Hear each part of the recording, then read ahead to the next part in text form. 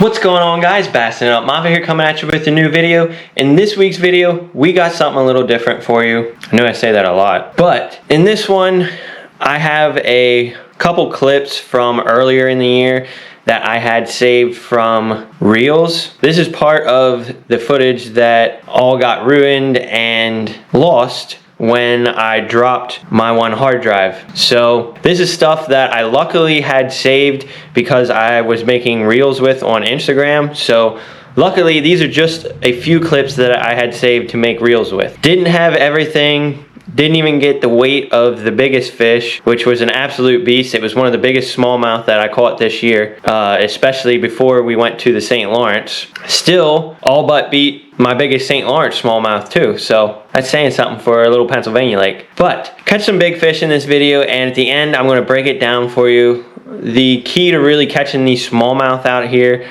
is really where you're at, but I'll break it down a little bit at the end and let y'all know where and what we do to get these big smallmouth. They are pretty patternable, and I'll let you in on that at the end. But hopefully you guys enjoy this video. The reason I'm doing this short little video this week instead of my St. Lawrence video is because we had a death in the family, so I haven't had much time to edit or do anything like that. So I'm gonna do these short little videos, and hopefully you guys enjoy them and like them just as much as the rest. But still gonna break down the tips and everything at the end, so here we go, y'all. So first, I missed this fish right away. I'm fishing the Missile Jigs Ike's Micro Football Jig with a Missile Baits Crawl Father on as the trailer, and right away I flipped back into that fish after missing it, because a lot of times after missing a fish, as long as you don't hook them, they will bite again.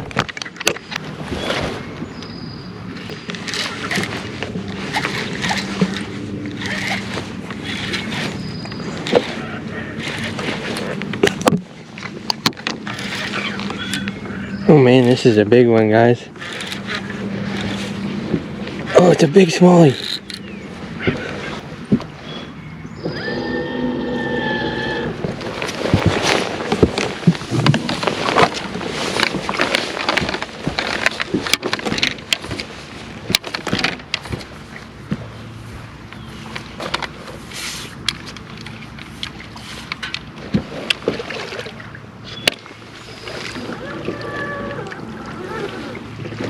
Yes!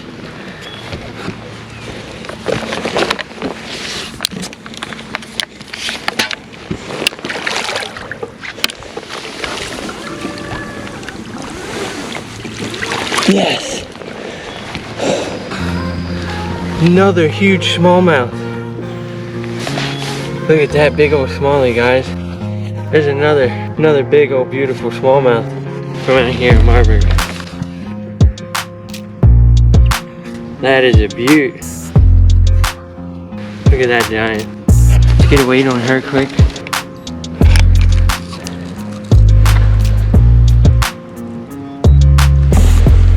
There we go. That's a 4.60 pound smallmouth. What a nice one. Heck yeah. There we go, guys. That is a beautiful, beautiful Marburg smallie. Heck yeah. Let that big beautiful girl go. There she goes.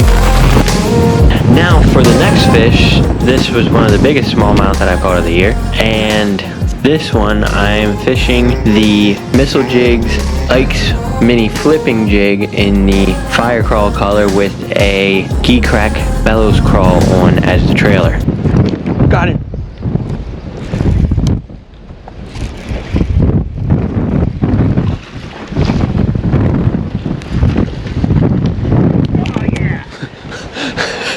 Yes! Yes!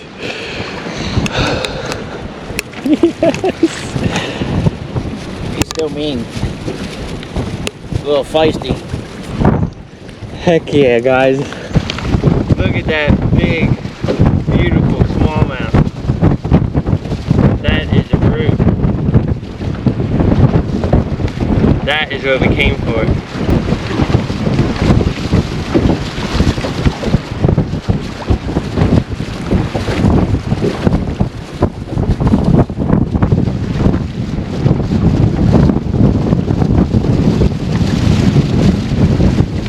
gobbled that big old jig up.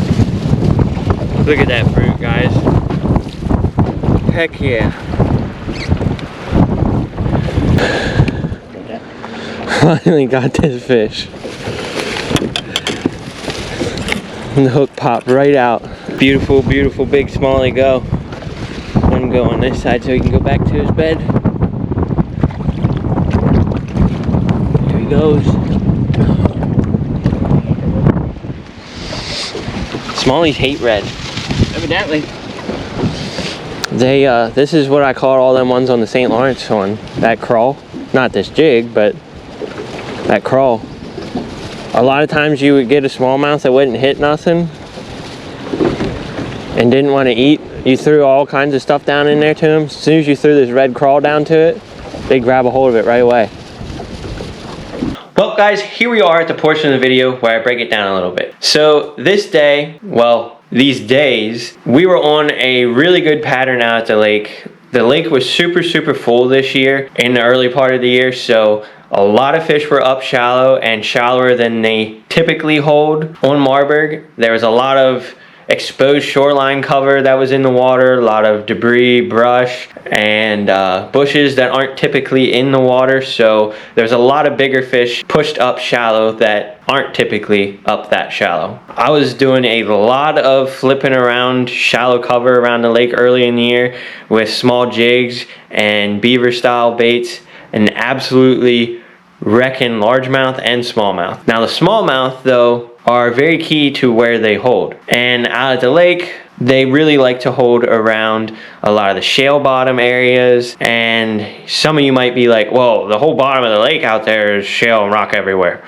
Well, yes, but there's some areas that are more defined and have a lot more of it than others, and in those areas are typically where they are going to be holding more than anywhere else on the lake. Now, I'm not going to give you exact specifics on where, because you guys can go and find that and figure it out yourselves. Can't do all the work for you. But the smallmouth were out a little bit deeper than the largemouth were for the most part, and they were on shale rock bottoms and around hardwood cover as well, some of them. But shale rock bottom is really key with them out there. It's usually more towards the dam. Most of you know that already.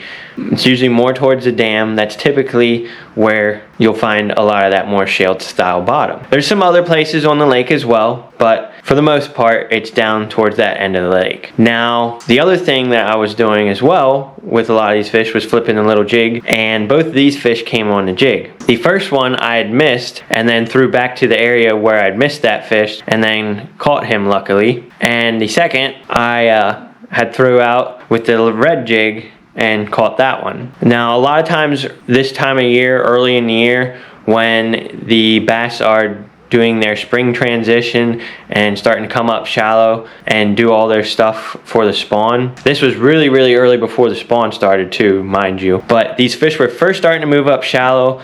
All the crawfish were really starting to come out, so the retrieve that I was doing was really key at getting me more bites as well. I was doing a pop-in style retrieve with my jigs and doing it a double pop as I would pull it in, and that double pop and having that jig raise up off the bottom a little bit more, I think made it act a lot more realistic and a lot more like a crawfish, which they are typically going to be feeding more on that time of the year because all the crawfish are going to start coming out. So doing that style retrieve, I feel like gets me more and bigger bites instead of just a normal drag retrieve. And I noticed that big time when I'm out fishing, especially early in the year like that. In the summer, you can get them on the drag and retrieve, but typically early in the year when these fish are moving up, that more aggressive pop and retrieve really seems to work good. And that worked really good for me with both of those jigs. And if you guys didn't see earlier in the year, go check it out. But had quite a few videos where we really whacked the crap out of them on a small jig. But hopefully you guys enjoyed this video. If you did, please make sure you hit that like and subscribe button. Stay tuned for the next one. Hopefully next week I will come back at you with the next St. Lawrence video in the series. So hopefully that'll be coming at you then. But like I said, sorry we didn't get that video out this week. Had that death in the family, so was more worried about helping out with that and handling everything there. So hopefully you guys understand, and also if you haven't already, get entered into my giveaway by being subscribed to the channel. You can comment for an extra entry. You gotta like this video, and if you share it on your social media page, you get another entry as well. But the giveaway is for a fishing trip with me, so get entered, and we will see y'all next Thursday, guys. Tight lines. Everything I do so instinctive and so passionate. Every word I move so descriptive like an adjective. I got a vendetta against people who patented being negative when you should be getting after it.